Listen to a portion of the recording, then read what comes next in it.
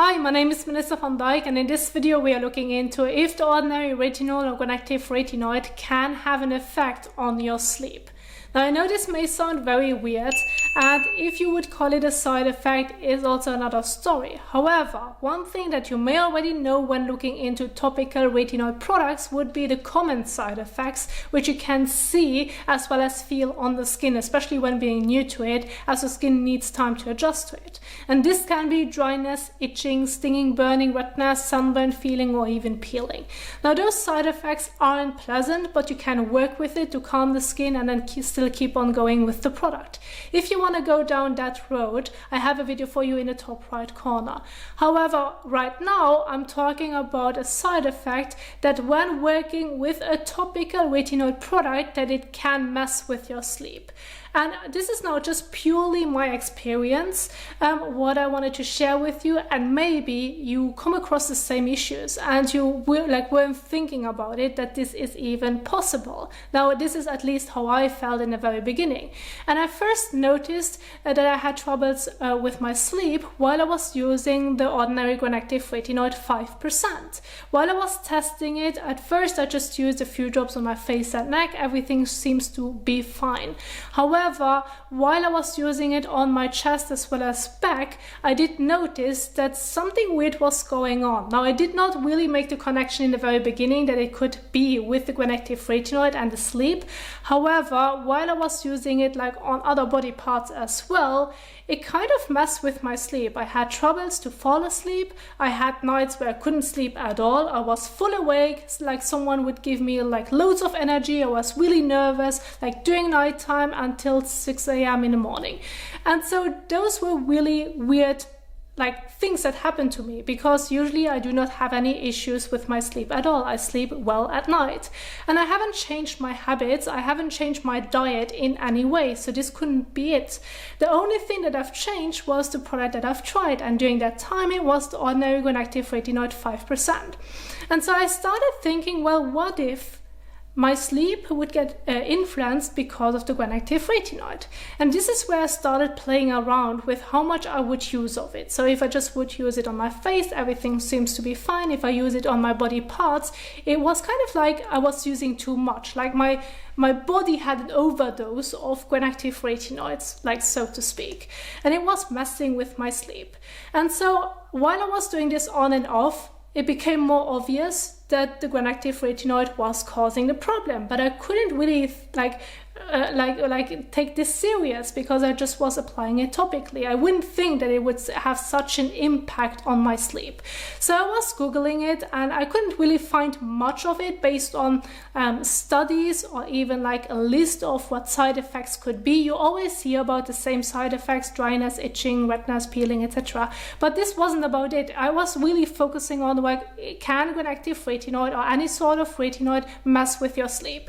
So first of all, I came across oral retinoids. So if you would take in a vitamin A pill, then the list of side effects is quite long, and if you can just look into it to have like an overall understanding of what the side effects could be. But under those side effects there was also the effect on sleep, that it can cause troubles sleeping at night, and others like joint pain, back pain, and all the stuff that you do not want to know what it can cause.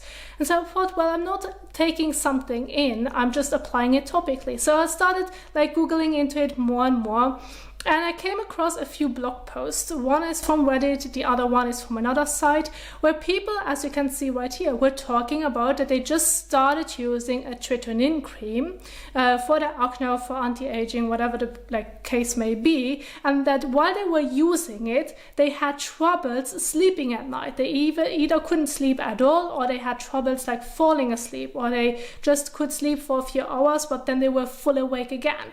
And so this would be the post of the Reddit post. The other one is similar. That person talks about the tretinoin cream, that she couldn't fall asleep. Another one says, well, I had the same issue. And they do even mention that you cannot find a lot about it on the internet. And that's true, because I looked it up myself. There isn't really much about it, only when you're going to take it in by mouth and not when applying it topically.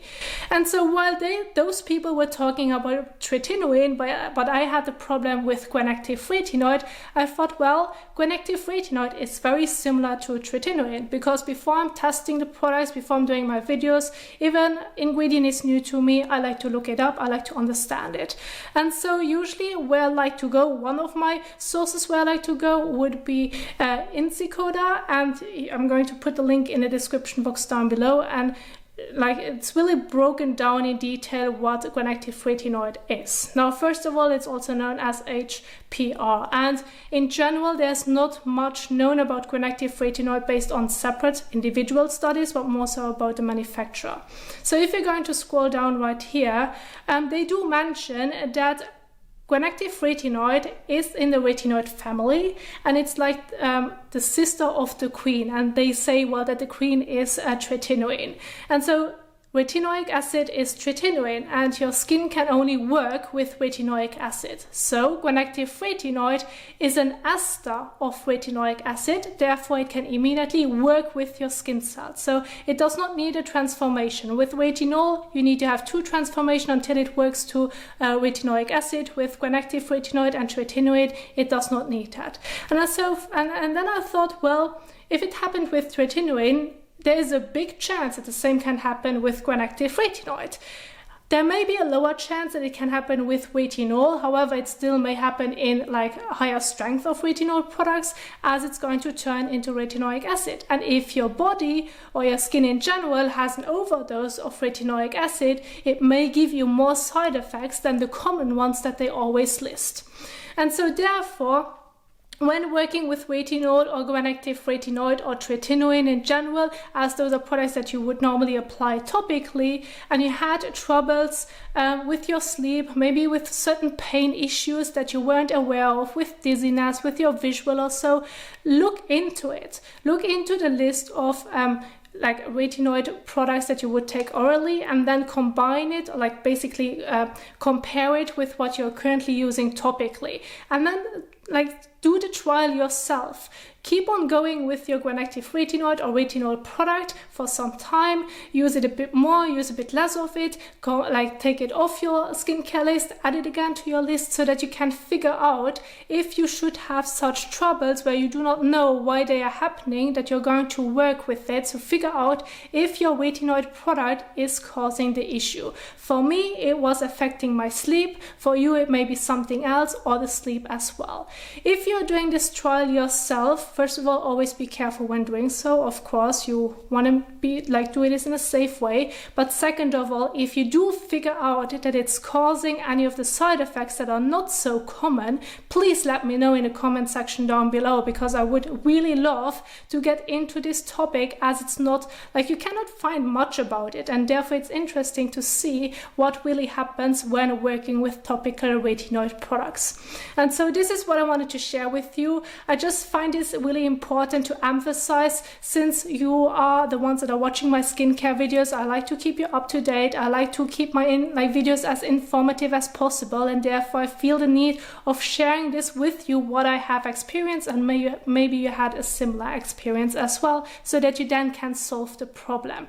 And so if you find this video helpful, if you enjoyed it, please don't forget to give the thumbs up as well as share it. And if you now want to know more about skincare and how you can apply it to the skin, I'm going to leave some of the videos at the end of this video so that you can keep on watching. Thank you so much for watching, and I will see you soon in the next one. Happy skincaring. Bye.